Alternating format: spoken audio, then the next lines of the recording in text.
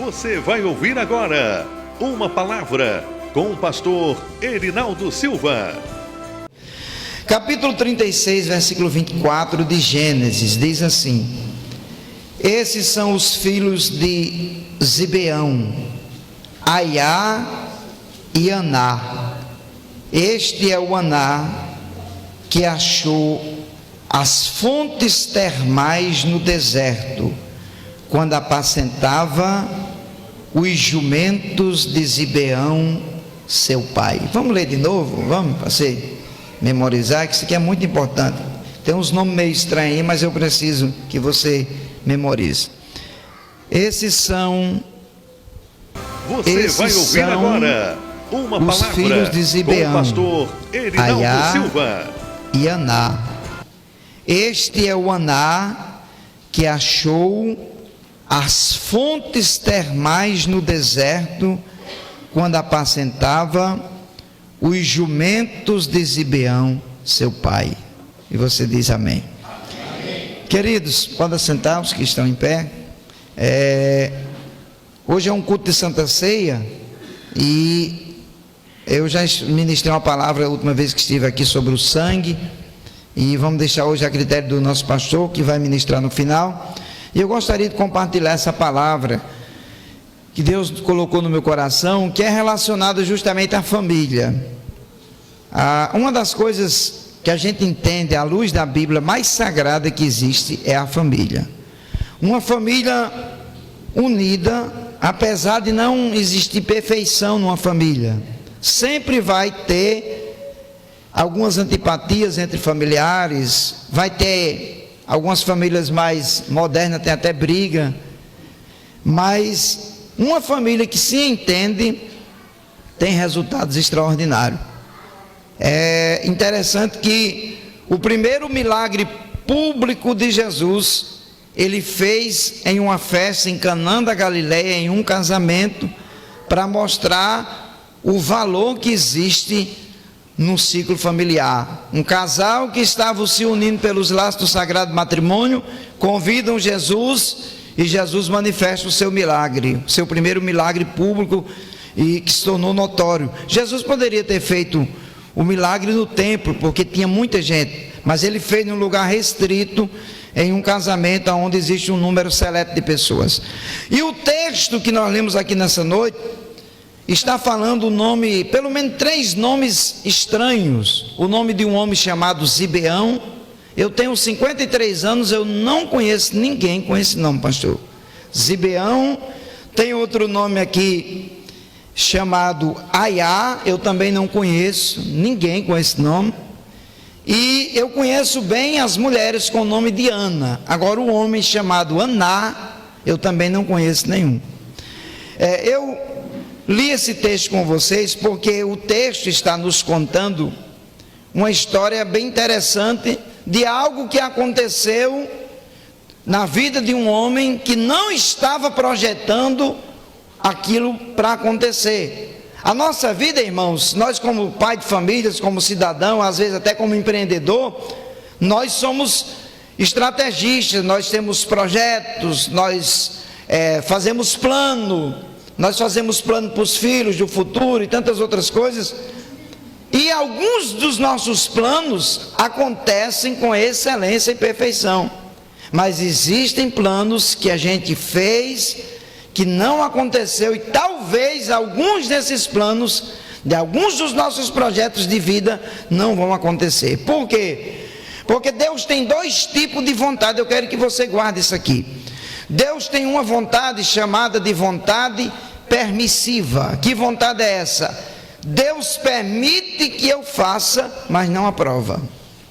Existem projetos que são fadados ao fracasso, de pessoas que fizeram sem uma aprovação direta de Deus. Aí alguém pode me perguntar, pastor Erinaldo, mas se Deus permite e não aprova, como é que Deus permite? Porque no ser humano, em todos nós, da criança ao idoso que está aqui, Existe em nós uma coisa chamada livre-arbítrio, a capacidade de escolher, de tomar decisões que Deus colocou sobre o homem.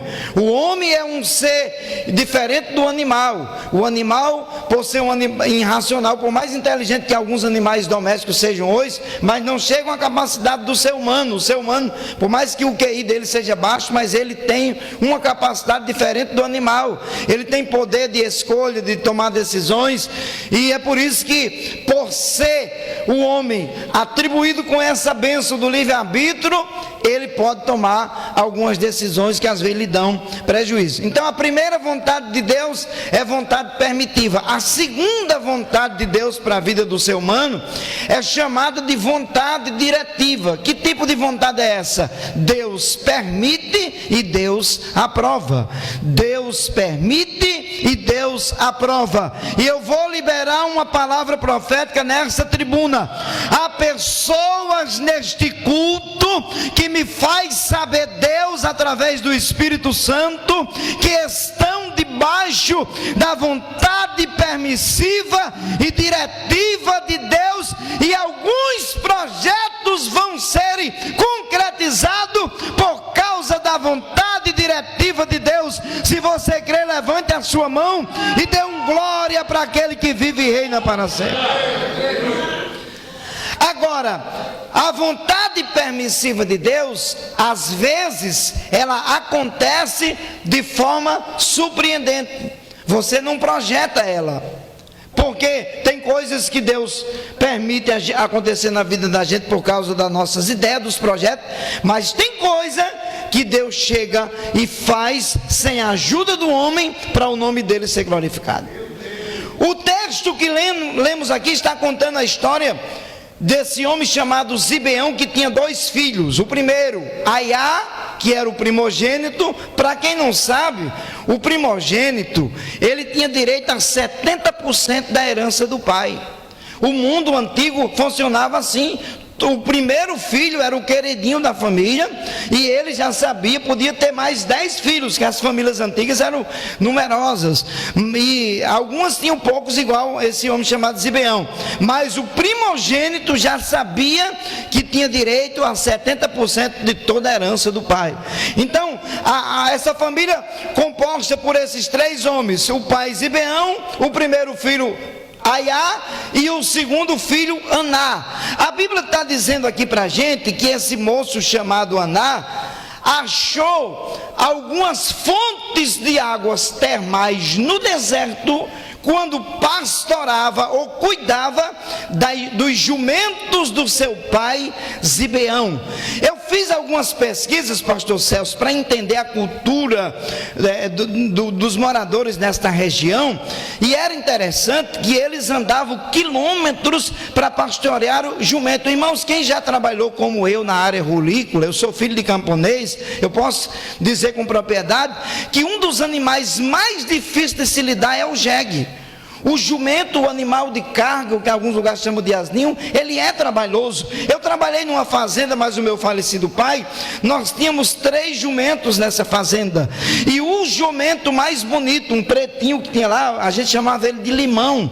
Ele era o mais preguiçoso. Você botava uma carga nele, ele se deitava, pastor Celso. Ele não aceitava carregar peso. Ele tinha uma ideia, esse jumento, apesar de não ser intelectual, mas aquele jumento tinha uma ideia nele, que ele achava que não nasceu para trabalhar. Quando você tirava a carga dele, ele saía correndo. Eu não vou dizer que ele saía sorrindo, que jumento não sorri, mas ele saía relinchando e rindo da cara da gente, e ninguém conseguiu domar esse jumento até o dia dele morrer, enquanto a gente trabalhou nessa fazenda. Então o jegue, o jirico, ele sempre tem as suas utilidades. Os judeus usavam muito nos translados das suas cargas. No Nordeste nós trabalhamos construindo muitos açudes e barragens através do trabalho dos jumentos. A gente colocava nos caçoados dos jumentos o material para subir algumas serras. Você vai encontrar no Nordeste, quem é nordestino que está aqui sabe, algumas barragens em lugares altos que não ia caminhão, não ia trator, não ia nenhum transporte motorizado, mas daquela fila de jegue e levava o material. Então, ele tem as suas utilidades. O que eu quero que você entenda é que o jegue, ele é trabalhoso. Se ele conseguir furar um cercado, o bando de jegue vão atrás dele e come a comida do vizinho, e você arruma um problema. Então tem muitas situações problemáticas com o jegue, mas a Bíblia está dizendo que esse moço chamado Aná, todos os dias, não tinha negócio de sábado, não tinha dia de feira, não tinha domingo, era diariamente. Esse moço chamado Aná subia as montanhas do deserto para pastorar os jumentos do seu pai. Você pode me perguntar, pastor Rinaldo, o que é que tem de interessante? Eu vou lhe explicar. Um dos princípios que a humanidade tem perdido, e por isso tem vindo muitas maldições. Isso aqui é forte, mas eu vou só falar para você porque é uma revelação da Bíblia. O princípio da obediência e submissão aos pais biológicos. A Bíblia diz que quem honra o pai e a mãe está debaixo de um mandamento com promessa: os dias serão prolongados sobre a face da terra. Você que é filho, que está aqui nessa noite, honre o seu pai e a sua mãe. Não precisa honrar depois que for para a eternidade, colocar flores no túmulo, que isso também faz parte de uma pessoa cortês, mas honre enquanto está vivo.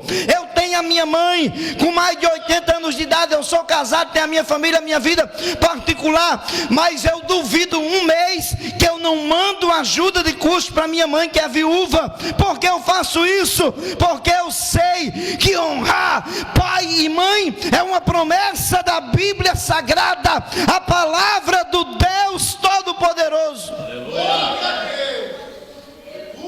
Esse moço chamado Aná, todos os dias, ele tem esse trajeto difícil, que é levar os jumentos. Eu me lembrei, parece até com o trabalho que eu fazia. Você imagina você levar 50 jumentos, pastorar eles, sair levando eles, aquele bando de jegue, pastor Jair, para comer no lugar. O trabalho que eles vão dar no caminho, a dificuldade que era para manter eles no lugar, porque o pai dele não era o dono de toda a terra, não podia entrar em determinadas terras, mas aquele moço todos os dias levava os jumentos. Mas o que é interessante é que a Bíblia está dizendo que ele levava os jumentos do seu pai para o deserto. Deserto é um lugar inóspito, é um lugar de poucas águas. Deserto é um lugar que não tem qualidade de vida. Qualquer irmã que está aqui nesse culto com seu cabelo produzido, se você passar 1 hora no deserto, você tem que correr com um salão de beleza ligeiro, porque senão o seu cabelo fica 100% ou até mais estragado. Deserto é o lugar que a pele queima. Deserto é o lugar de animais peçonhentos, de víboras, de outros tipos de animais. Ninguém tem qualidade de vida no deserto, nem é todo animal que sobrevive no deserto, mas esse moço chamado Aná, por um princípio de obediência ao seu pai biológico, todos os dias ele vai pastorar os jumentos. Mas eu vou explicar uma coisa para vocês. Ele tinha um irmão biológico dele chamado Aiá, que pela lógica é dono de 70% de tudo que o pai tem, segundo a cultura antiga sobre a lei da primogenitura. Esse moço, ele tinha uma humildade fora do comum. Por quê? Porque se ele deixasse os sentimentos invadir o coração dele, os pensamentos invadir o coração dele, ele começasse a inculcar, a pensar que estava trabalhando não somente para o pai, mas para o seu irmão, ele ia desistir de obedecer ao seu pai, de levar os jumentos para o deserto, porque ele sabia que aqueles jumentos, aquela tropa de jumentos, a fazenda do pai, ele ia ter um percentual de herança muito pequeno, mas isso não preocupava o coração de Aná, porque ele estava firmado em um princípio, ele queria obedecer o seu pai. Aleluia! E eu vou dizer aqui algo muito forte: se obedecer o Pai da terra, já tem resultado. Imagine quem obedece o Pai dos Espíritos, o Pai das luzes, o Pai da glória, o Deus dos exércitos de Israel. E ele está fazendo o trajeto dele durante muitos anos. E quando é um dia, sem ele estar esperando, acontece algo fora do normal. Talvez algum jegue saiu do trajeto. Irmãos, quando você trabalha no lugar, está aqui o pastor Jair, que é construtor, você conhece o lugar. Você passa a conhecer o lugar que você trabalha, os detalhes. Se você passar muito em uma estrada, você se atenta até onde tem uma parada para tomar um caldo de cana com pastel. Isso é normal. O moço conhecia tudo lá no deserto onde ele pastorava os jumentos. Mas um dia alguns jumentos saem um pouquinho do lugar, ele vai pegar os jumentos. Sabe o que é que acontece? Ele toca numa água quente que ele nunca tinha tocado naquele lugar. Ele fica surpreso e ele dá uma olhada. Quando ele abre o lugar que ele conhecia há anos, mas não tinha ainda se atentado para a bênção que estava tão perto dele. Aí ele descobre fontes de águas termais. Eu gosto de ler a Bíblia e escrever as curiosidades. Eu tenho um caderno comigo no meu escritório de curiosidade bíblica, e eu escrevi no dia que eu li isso aqui: esse foi o primeiro homem da história bíblica que achou as fontes de águas termais.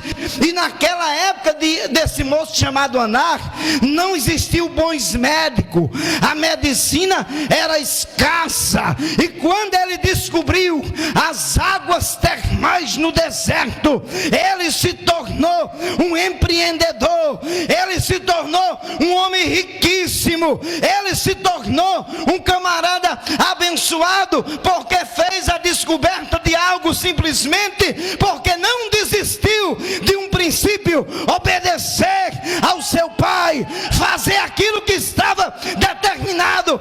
Ei, meu irmão que está aqui nessa noite, a vida da gente é cheia de fase. Tem fase de chorar, tem, mas a Bíblia diz no Salmo 30, verso de número 5, que o choro pode até durar uma noite, mas a alegria virá ao amanhecer. Salomão disse no capítulo 3 de Eclesiastes que a vida tem fase: a fase de chorar, mas a fase de rir, a fase de plantar, mas é fase de colher aquilo que se plantou na sua vida.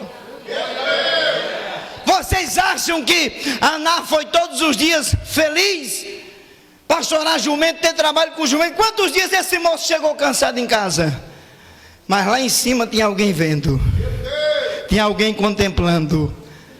E quando ele descobre essas maravilhas das águas termais, a vida dele mudou. Deu uma volta de 360 graus em um estralado de dedos. Já foi falado aqui pela pastora que abriu o culto. Eu vou repetir o que está em Romanos 4:17. Isso aqui é profético. Deus traz à existência aquilo que não existe. Eu vou profetizar que há pessoas aqui que estão numa época de chorar, numa época de incerteza, mas o milagre talvez esteja mais perto de você do que você imagina. Talvez a bênção de Deus esteja do seu lado e você não está entendendo. Teve um homem que saiu do Nordeste e foi morar em São Paulo, e como bom nordestino trabalhador, foi trabalhar de porteiro num prédio. E porteiro sofre. Eu já trabalhei de porteiro, pastor Celso. Porteiro sofre, viu? Quem é vigilante, eu sei, na porta de prédio, eu sei a dificuldade que você tem. E ele fez o seguinte: ficou na posição e começou a juntar dinheiro e disse: eu vou comprar um apartamento aqui nesse prédio. E alguém dizia: é ruim porteiro comprar apartamento no prédio que ele trabalha. O tempo passou, porque o tempo chega, viu? O tempo do milagre chega. Eu estou dando esse testemunho para dizer para você que o tempo do milagre chega. Pastor Celso, Deus está me revelando agora que tem pessoas dentro dessa igreja que estão se preparando para o milagre e não estão nem percebendo. Ei, vai chegar, levante a mão, vai chegar milagre de Deus, assim te diz o Senhor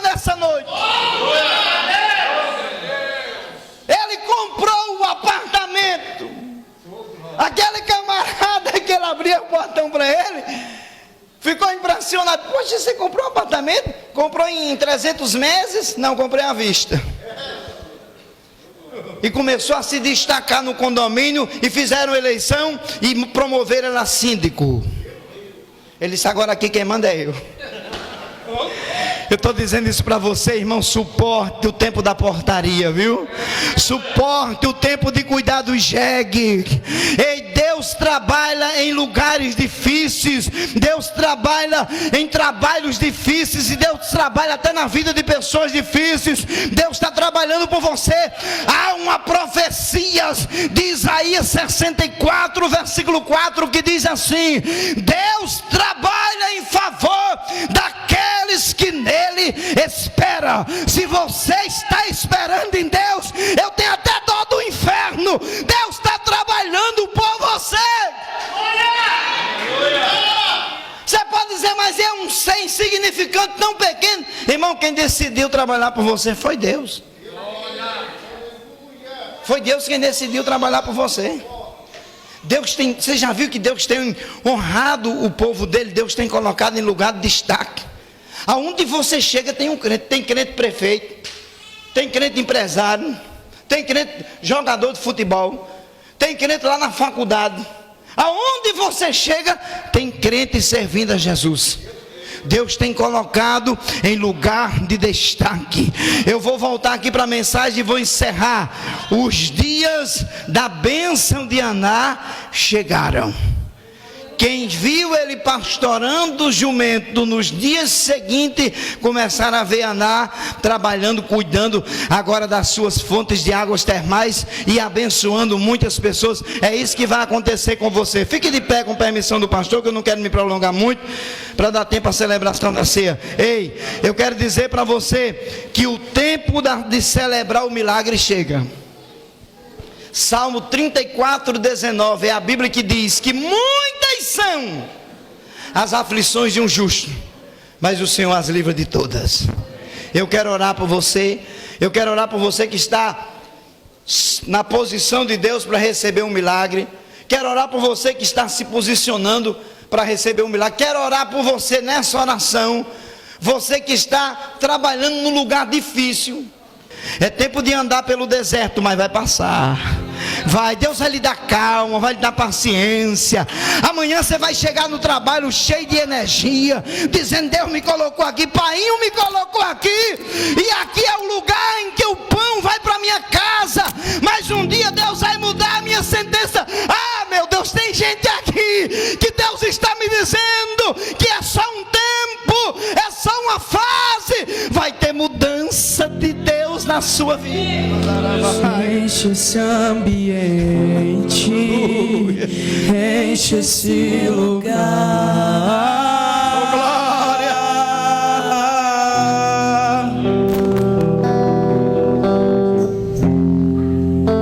Te damos liberdade, que caia o teu espírito.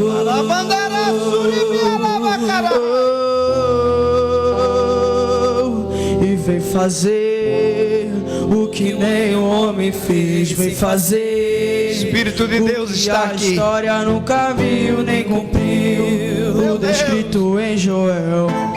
Aviva-nos, aviva-nos. Vem fazer o que nem o homem fez. Vem fazer o que a história nunca viu nem cumpriu, descrito em Joel. Aviva-nos.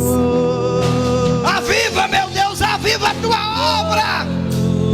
Aviva a tua obra, Deus. Viva no Senhor.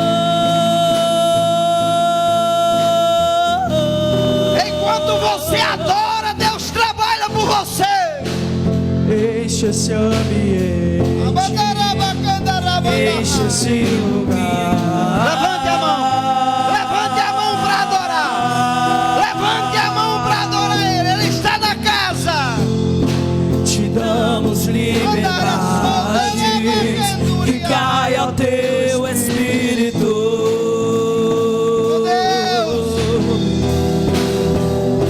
E vem fazer o que nem o homem fez. Vem fazer o que a a história nunca viu nem cumpriu. Escrito em Joel. Aviva-nos, aviva-nos. Aviva, meu Deus. Aviva. Aviva, Senhor. O que a história Espírito nunca Santo. viu nem cumpriu. Escrito em Joel. Aviva-nos. Oh, glória! Alabaçúria, Aviva-nos.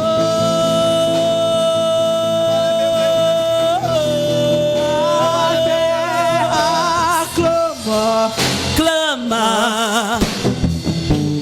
A terra clama, clama. A terra clama. E mais uma vez o que? Queremos ver o que? O céu descer.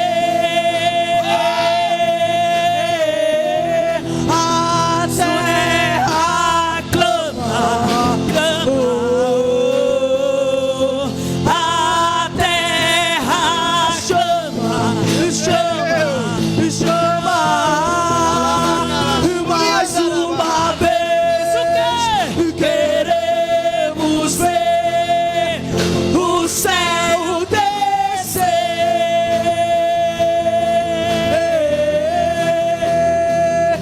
E seja hoje, que seja agora, e seja hoje.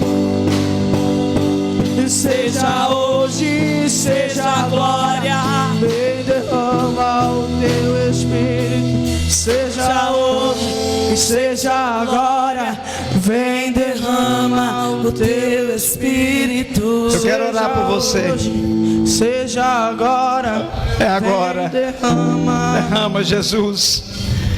Deus, eu quero orar pelo teu servo, pela tua serva nessa noite, que está vivendo uma verdadeira crise existencial.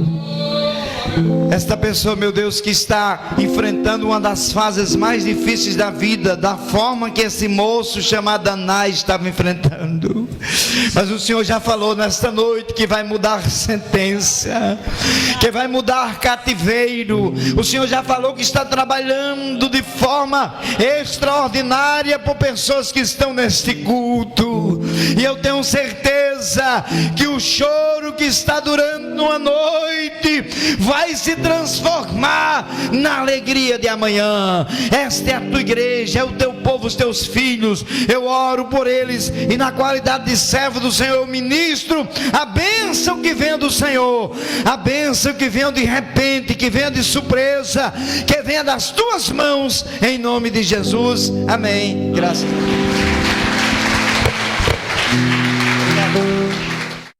Você acabou de ouvir a poderosa palavra de Deus com o pastor Erinaldo Silva. Uma produção Visão Vídeo, Facebook Marcos Visão, Instagram Visão.vídeo e WhatsApp 47 99101 6019.